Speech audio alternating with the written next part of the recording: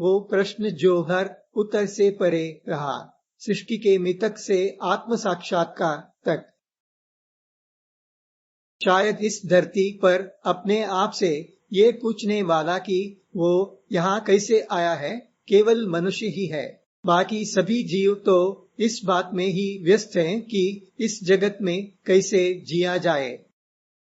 अधिकांश धर्मों में ऐसी सृष्टि कथाएं मिलती हैं जो बताती हैं कि किसी एक सर्वशक्तिमान ईश्वर ने इस जगत को रचा है। इन कथाओं के कई रूप हैं। मनुष्य सृष्टिकर्ता को अपने जैसा ही कल्पित करता है। अधिकार, करुणा, उदारता और पितृत्व के भाव के साथ कुरान के 49वें अध्याय के 13वें श्लोक में अल्लाह कहता है, हे मानव जाति, हमने तुम्हें एक पुरुष और एक स्त्री से पैदा किया है और तुम्हें विभिन्न जातियों और कबीलों में इसलिए बांटा है ताकि तुम एक दूसरे को पहचानो, न कि एक दूसरे से घृणा करने के लिए। या अय्युहन नासु इन्ना खलक़नाकुम मिन ज़करिन व उन्सा वजअलनाकुम शुऊबन व क़बाइल लितआरफ़ू इन्न अक्रमकुम इंदल्लाहि अत्क़ाकुम इन्नल्लाह अलीमुन खबीर। इसी तरह की कहानी बाइबल में भी मिलती है। वहाँ ईश्वर आदम और हवा को रचता है और कहा जाता है कि पूरी मानव जाति इसी मूल युगल से आई है। हिंदू धर्म में भी जगत के सृष्टिकर्ता ब्रह्मा की कथा है। इन सभी कथाओं के अनुसार सृष्टिकर्ता और सृष्टि अलग हैं। सृष्टिकर्ता मूल स्रोत है और ये सृष्टि उसी से उत्पन्न हुई है। लेकिन इन कथाओं में एक रोचक बात यह है कि ये मनुष्य को ही ईश्वर का सीधा वंशज दिखाती है। बाकी सभी जीव मानो जैसे मनुष्य की सेवा के लिए ही हो। पर ये सरल दृष्टिकोण जो सृष्टि को एक मानवीय क्रिया मानता है, भारत के प्राचीन सांख्य दर्शन को संतुष्ट नहीं कर सका। उन्होंने विकास का अपना सिद्धांत प्रस्तुत किया। उनके अनुसार इस जगत का कोई सृष्टिकर्ता नहीं है, बल्कि ये जगत एक निरंतर विकास प्रक्रिया का परिणाम है। उन्होंने कहा कि शुरुआत में प्रधान नामक एक आदिम स्थिति थी। वास्तव में ये प्रधान कोई वस्तु नहीं, बल्कि सत्व, रजस और तमस इन 3 गुणों की संतुलित अवस्था है। ये प्रधान स्वयं पुनरुत्पत्ति और पुनर्संयोजन के माध्यम से विकसित होकर संपूर्ण भौतिक जगत बन गया। सांख्य ने इसे प्रकृति कहा।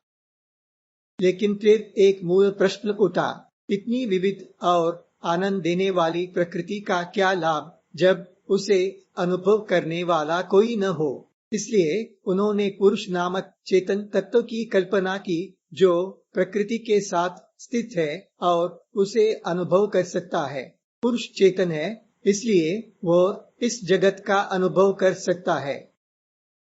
इस प्रकार सांख्य दर्शन में सृष्टिकर्ता की कल्पना को त्याग कर भोग्य वस्तु और भोगी अनुभवकर्ता के विचार लाए गए। भौतिक जगत अनुभव का विषय है और शरीरधारी चेतन पुरुष उसे अनुभव करने वाले हैं।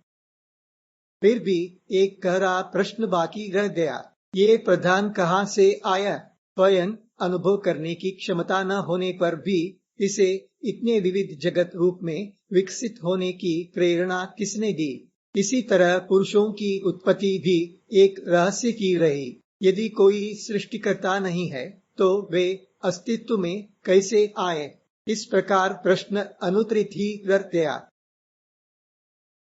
भारत के वेदांत दर्शन ने इस सांख्य विचार को अस्वीकार किया। उन्होंने कहा कि एक जड़ और अचेतन प्रधान अपने आप इतने विविध जगत में विकसित नहीं हो सकता। इतनी गहन प्रक्रिया के लिए बुद्धि, एक विकसित होता संकल्प और एक उद्देश्य आवश्यक है। लेकिन जड़ प्रधान में इनमें से कोई भी नहीं है, और पुरुषों की उत्पत्ति का प्रश्न भी वैसा का वैसा ही रह गया। उन्हें किसने रचा? वैदिक ऋषियों ने इन प्रश्नों पर गहराई से विचार किया और चर्चा की। उन्हें विभिन्न उत्तर मिले, पर कोई भी पूर्ण संतोष नहीं दे सका। लेकिन उन्हें पता था कि एक ऐसा मार्ग है जो सभी प्रश्नों का उत्तर दे सकता है। वह मार्ग है ध्यान। इसलिए वे ध्यान में लीन हुए।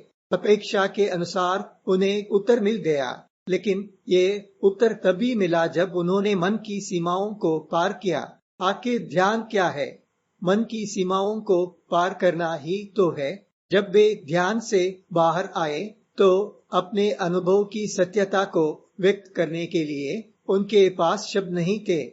उन्होंने कहा, वह किसी भी इंद्री से न तो देखा जा सकता है, न सुना, न अनुभव किया जा सकता है। मन से भी उसे नहीं समझा जा सकता। वो हमारी जानी हुई चीजों से भिन्न है और अनजानी चीजों से भी परे है। हम उसे पूरी तरह समझ नहीं पाए हैं और न ही जानते हैं कि उसे दूसरों को कैसे समझाएं।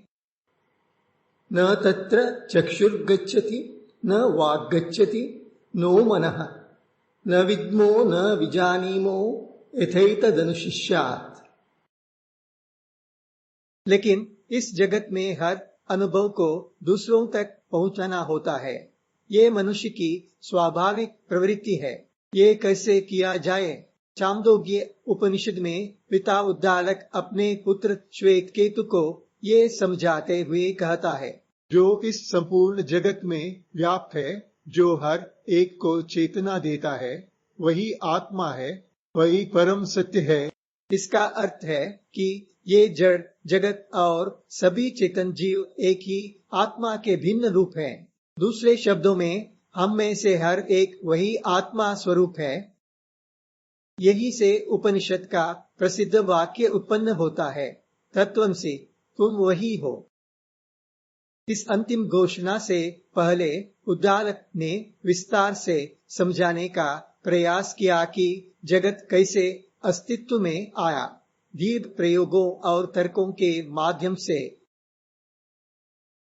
इसलिए इस जगत को किसी ने नहीं रचा, ये किसी ईश्वर द्वारा नहीं बनाया गया। सरल सत्य यह है कि सृष्टिकर्ता और सृष्टि में कोई भेद नहीं है। वही एक तत्व सब कुछ बनकर इस जगत में प्रकट हुआ है। लेकिन एक सूक्ष्म बात ध्यान देने योग्य है, इस प्रकट होने के बाद भी मूल तत्व जैसा का तैसा ही बना रहता है। इसी बात को उपनिषद का एक मंत्र प्रतिध्वनित करता है, वह पूर्ण है, ये जगत भी पूर्ण है, क्योंकि ये जगत उसी पूर्णता से उत्पन्न हुआ है। इस पूर्ण से ये पूर्ण जगत उत्पन्न होने के बाद भी वो मूल पूर्ण ही बना रहता है। पूर्णमद पूर्णमिदं पूर्णात् पूर्णमुदच्यते पूर्णस्य पूर्णमादाय पूर्णमेवावशिष्यते। इस प्रकार अब प्रश्न जगत की उत्पत्ति का नहीं रह जाता, बल्कि यह है कि हम वास्तव में कौन हैं।